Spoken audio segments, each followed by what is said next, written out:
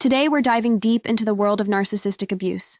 We'll break down the cycle, phase by phase, showing you the red flags and manipulative tactics often used by narcissists. By the end of this video, you'll not only recognize these harmful patterns, but also learn actionable steps to break free and start healing. Ready to take control and turn the tables on narcissistic abuse? Let's get started and arm you with the knowledge you need. 1. Identifying narcissistic behaviors. Understanding the behaviors of a narcissist is crucial to recognizing if you're in a cycle of narcissistic abuse. One of the most common tactics to look out for is gaslighting, where the abuser makes you question your own reality and sanity. For example, if you bring up an incident that upset you, a narcissist might outright deny it occurred or accuse you of making it up, making you doubt your own memory or perception. Manipulation is another hallmark, often seen in how narcissists twist situations to their advantage. They might use emotional blackmail to get what they want, such as threatening to withdraw affection unless you comply with their demands. This leaves you feeling obliged to meet their needs over your own, to avoid conflict or loss of the relationship. A glaring lack of empathy also characterizes narcissistic behavior. Narcissists often seem cold or unresponsive to others' feelings. If you're grieving or facing a hardship, instead of offering comfort, a narcissist might dismiss your feelings or divert the conversation to their own troubles. This not only minimizes your experience, but also reinforces their dominance in the relationship. Each of these behaviors serves to undermine the self-esteem of the victim while reinforcing the narcissist's control and self-importance. By recognizing these patterns, you can begin to take steps to protect yourself and seek help if needed. Breaking free from the cycle starts with understanding these manipulative behaviors and acknowledging their impact on your well-being. 2. The idealization phase. This stage, often referred to as love bombing, sees the narcissist showering their victim with excessive affection, compliments, and promises. They appear incredibly attentive and caring, often seeming too good to be true. This overwhelming display of affection serves a specific purpose: to captivate and secure the emotional dependence of the victim.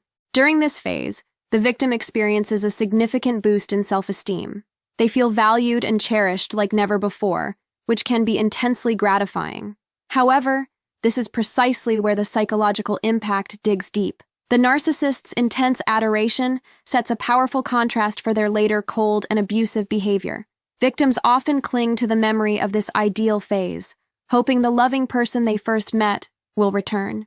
As the cycle progresses, the disparity between the idealization and the subsequent devaluation phases can cause severe confusion and emotional turmoil in the victim.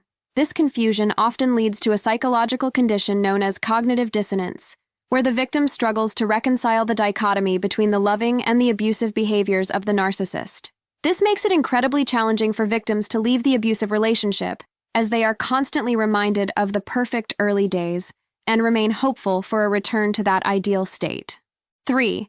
The devaluation phase. This phase marks a stark shift in the narcissistic abuse cycle. Here, the narcissist starts subtly undermining the victim's self-worth through criticisms and emotional withdrawal. This phase is a drastic turn from the earlier idealization stage, where the narcissist appeared loving and attentive. In this phase, compliments are replaced with contempt and criticism. Narcissists might belittle the victim's accomplishments or ridicule their ambitions, often in ways that initially seem like teasing or lighthearted jokes. Over time, these comments become more hostile and frequent, gradually eroding the victim's confidence and self-esteem. Simultaneously, the narcissist begins to withdraw the affection and attention that once made the victim feel special. They might start ignoring the victim's emotional needs or manipulating them through silence or indifference. This withdrawal is not just about taking away love. It is a calculated move to create confusion and doubt in the victim's mind. Recognizing the shift from idealization to devaluation can be challenging because it often occurs gradually. The victim might initially perceive these changes as a normal cooling off in the relationship, or believe they are at fault for the narcissist's diminishing interest. However, identifying this phase is crucial for understanding the manipulative nature of the narcissist. Signs to watch for include consistent negative feedback, lack of empathy towards your feelings, and a noticeable reduction in communication and closeness. Awareness of these tactics is the first step in countering the manipulative grip of a narcissist. 4. The discard phase. This is often the most painful part of the narcissistic abuse cycle. In this stage, the narcissist might abruptly end the relationship or gradually become more distant and unresponsive. This shift can leave the victim feeling confused, betrayed, and deeply hurt, especially after experiencing the highs of the idealization phase and the lows of the devaluation phase. Narcissists may discard their victims for various reasons. They may have found a new source of narcissistic supply, or they feel that maintaining the relationship no longer benefits them. The discard often comes without closure, leaving the victim with unresolved emotions and questions. Handling the emotional fallout of being discarded requires focusing on self-care and rebuilding one's self-esteem. It's crucial to recognize that the end of this toxic relationship, although painful, opens the door to a much healthier life. Seeking support from loved ones or professionals during this time can be hugely beneficial, as well as refocusing your attention on hobbies and pastimes that help you connect with your authentic self and boost your self-esteem. Try to engage in activities that promote relaxation and joy, such as exercise, reading, or spending time in nature. 5. Reasserting boundaries. Once you recognize you're in such a cycle, setting and maintaining clear boundaries is essential for your recovery and well-being. Start by identifying what behaviors you will no longer tolerate. Be clear about your limits in terms of emotional, physical, and digital interactions. Write these down to solidify them in your mind and, if necessary, communicate them clearly to the narcissist or others who may overstep. When asserting your boundaries, be direct and straightforward. Use statements like, "I feel disrespected when you ignore my opinions. I need you to listen to me without interrupting." This non-aggressive but clear communication ensures that your boundaries are expressed respectfully and firmly.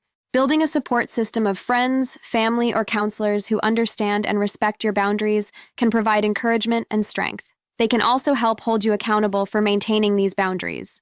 Consistently reinforcing your boundaries is crucial, even when it feels challenging. This consistency shows that you respect yourself and your needs. Reestablishing boundaries is not just about distancing yourself from the narcissist. It's about reclaiming your power and autonomy. It's a proactive step towards a healthier, self-respecting future. 6. Seeking support and building resilience. It's important to not only move away from the abuser's influence, but also to build a new foundation for your emotional health. Therapy with a professional who understands narcissistic abuse can be transformative. Therapists can provide the tools and perspectives needed to process the abuse and begin healing. They can help you understand the abuse isn't your fault and assist in rebuilding your self-worth. Connecting with others who have experienced similar situations can also be incredibly validating and empowering. Support groups offer a safe space to share stories, tips, and encouragement. This communal healing can remind you that you're not alone and help you learn from the experiences of others. Strengthening your emotional resilience involves developing a positive mindset and coping strategies that help you manage stress and emotional pain. Practices such as mindfulness, meditation, and journaling can enhance your self-awareness and ability to regulate emotions. Begin to redefine your sense of self outside of the relationship. Engage in activities that reflect your values and passions, whether it's pursuing a new hobby, advancing your career, or volunteering. These activities can reinforce your sense of purpose and worth. Setting personal goals can direct your recovery path and provide milestones that mark your progress. These goals could be related to personal development, professional achievements, or emotional health. Each step you take towards seeking support and building resilience not only helps heal past wounds, but also protects against future emotional harm. Remember, moving forward is about creating a life where you feel safe, valued, and connected. Bonus tip: creating a personal recovery plan. Creating a personal recovery plan is a powerful step towards healing from narcissistic abuse. This plan acts as a roadmap, guiding you through daily actions and long-term goals that foster your emotional recovery and personal growth. Start by integrating daily affirmations into your routine. These affirmations should focus on your strengths and worth. For instance, remind yourself, "I am worthy of respect and love," or "I am in control of my happiness." Repeating these affirmations can reshape your thoughts, counteract negative self-perceptions, and build a solid foundation of self-esteem.